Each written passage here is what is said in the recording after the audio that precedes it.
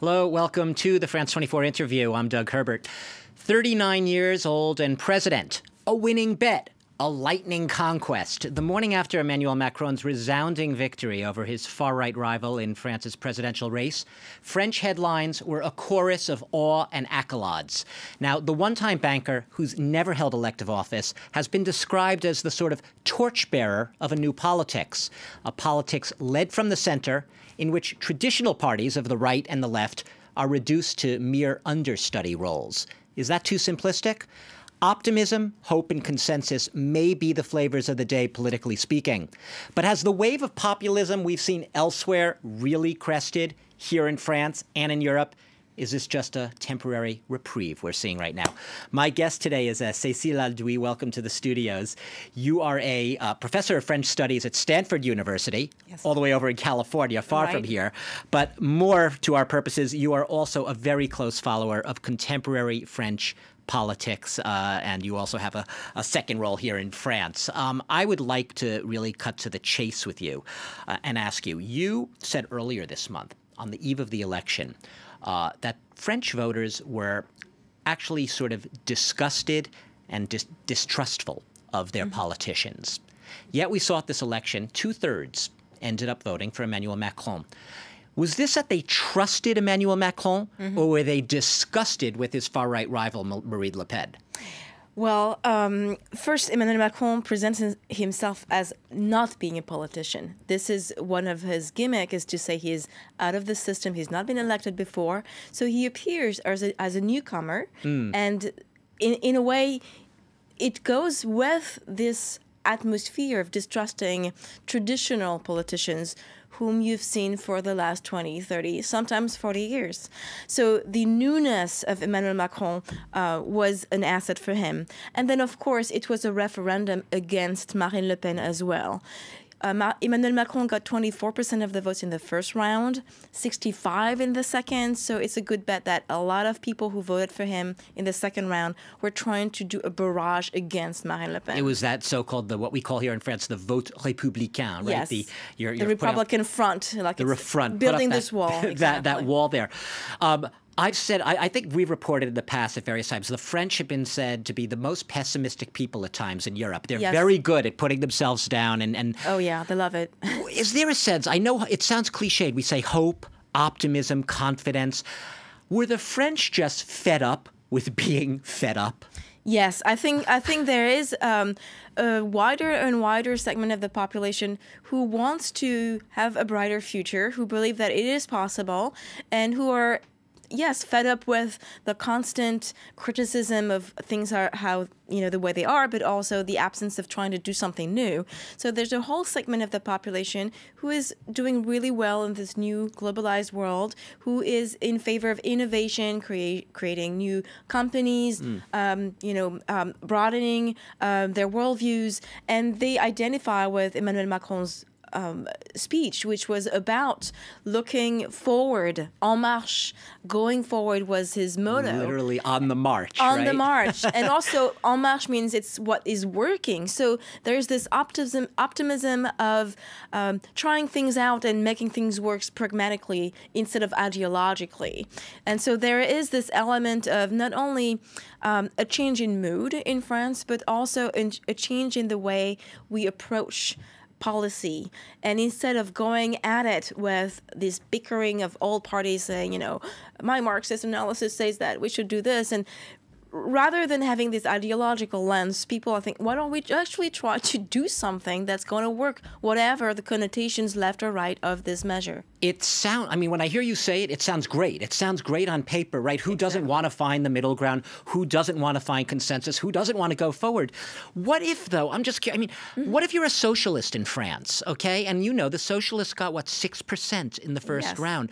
What do? You're a person who all your life you've had these leftist convictions or socialist. all of a sudden you're nothing. You're on the sidelines. What do you do? I think they're in a huge philosophical, existential crisis at the moment, and politically speaking, they might have the lowest amount of congressmen and women in the assembly next June. So for them, it is a huge crisis of the way to organize their political movement. So the problem of the parties, are they obsolete or not? But also their discourse. How come they could not convince more people that they had something to offer? And this goes again with what we started with, which is that a lot of French people feel that we've tried the left, we've tried the right, and again and again and again, and nothing really has made any any big difference. So now it's time to start something entirely new, and maybe a mix of the pragmatic measures of both would, achieve something. Might achieve something, the synthesis, so to speak. Right. And that leads into the fact that we've just seen this new government cobbled together. Right. And what struck me, what seems fascinating about it, is we have in France, you know it, cohabitation is traditionally where you have a president of one party and a prime minister of another because he doesn't get a parliamentary majority. Mm-hmm. And in this case, you have a president by his own will choosing a cabinet of ministers from all over the political spectrum. Is this going to work? It looks great, right? It looks like everyone's agreeing. Is that going to work? It's really hard to tell if it's going to work because there are so many contradictions within the political positioning of each of the ministers. So you have the Minister of the Environment, Nicolas Hulot, who is in favor of reducing nuclear power plants, of foreclosing some huge projects of airports in Notre-Dame-des-Landes, and being really aggressive about reducing, climate warming. And on the other hand, the Prime Minister himself was actually a lobbyist for the nuclear industry. So it's really hard to know who is going to decide in the end when there's a conflict, which way we go, it looks and like if people are going to explode or not. A little bit of a recipe, like you're setting yourself up a little bit for a letdown. I remember the Prime Minister, when he assumed office earlier this week, he said, I'm a man of the right, exactly. And he was standing next to the outgoing Prime Minister, who's a man of the left. Right. I think that the thing is, this first government is, you have to view it as an advertising. It's not that they're trusting these very people to achieve a lot, because we have election in 4 weeks. And so this government is a way to advertise that first Macron is doing what he said he would do. So he's good on his promises. He said his government would be as many men and women, this is true, as a mix of different political parties going beyond political cleavages. It's true. And also it's a way to try and have a majority in the assembly in June, and then we'll see where he goes. Which leads right into what I wanted to ask you. The question of the year, right, or the month at least. Will he get he needs an absolute majority in Parliament to push through reforms if he's going to be successful. Right. Do you think, I know I'm asking, it's a little bit of speculation, obviously. Do you think he's going to get that majority? Do you think he has what it takes? The charisma, he totally has the charisma. Then it's a national election. So now, will every single candidate locally have the same charisma? It's not sure. But what's in his favor is that French people understand how the system works, and they understand that if he doesn't get his majority, then it's going to be really complicated, and we're going to be in stalemate. So they might have an inclination to, give him a chance and support his candidates. The other thing that is that he has managed to rally to his movement a lot of people from the left and the right now. And so he has eaten up the other parties who are left trying to cobble together their own list of candidates. Exactly. With the crumbs. So they voted for president. They might carry through that will to the legislative elections. Let's also give him his majority that he wants. Yes, I think it's possible. We don't have that much time left, but given the fact you teach at Stanford in California, you know U.S. politics too. A question many people ask is, what is it that you saw Brexit? We saw Donald Trump's election. There was a lot of this connect the dots. Now we're going to see perhaps Marine Le Pen.